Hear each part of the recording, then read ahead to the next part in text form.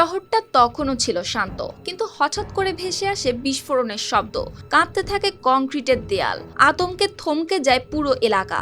কড়া নিরাপত্তা ভেদ করে একের পর এক লক্ষ্যবস্তু হয় মার্কিন স্থাপনাগুলো। আর সেই ঘটনার পরই শুরু হয়েছে নতুন খোঁজ। টেবিলে উঠেছে মোটা অঙ্কের পুরস্কার, যেন যে কোনো মূল্যে খুঁজে বের করতে হবে ওই অদৃশ্য শত্রুকে।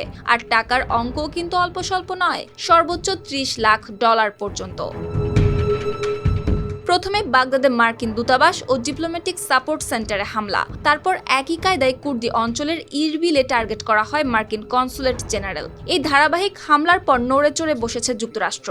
হামলার পেছনে কারা জড়িত, কোথা থেকে পরিকল্পনা করা হয়েছে, এই প্রশ্নগুলোর উত্তর খুঁজতেই তারা এবার হাঁটছে ভিন্ন পথে। মার্কিন পররাষ্ট্র দপ্তরের রিওয়ার্ড ফর জাস্টিস কর্মসূচি থেকে প্রকাশিত এক ঘোষণায় বলা হয়েছে, এই হামলার সঙ্গে জড়িত ব্যক্তি বা গোষ্ঠী সম্পর্কে নির্ভরযোগ্য তথ্য দিলে দেওয়া হবে সর্বোচ্চ $30 লাখ পুরস্কার। জানানো হয়েছে, বিশেষ করে ইরানের সঙ্গে সম্পৃক্ত সশস্ত্র গোষ্ঠীগুলোর দিকে নজর রাখা হচ্ছে, কারণ প্রাথমিকভাবে ধারণা করা হচ্ছে এই হামলাগুলোর পেছনে তাদের হাত রয়েছে। শুধু কি তাই, তদন্তে গতি আনার জন্য বলা হয়েছে এই অদৃশ্য শত্রুর বিষয়ে যে কোনো তথ্যই হতে পারে গুরুত্বপূর্ণ, আর সেই তথ্যের জন্য দেওয়া হতে পারে কোটি টাকার সমান মূল্য।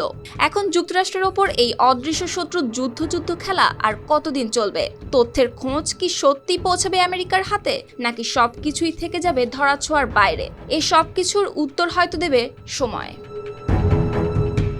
সুপ্তি রায়, RTV।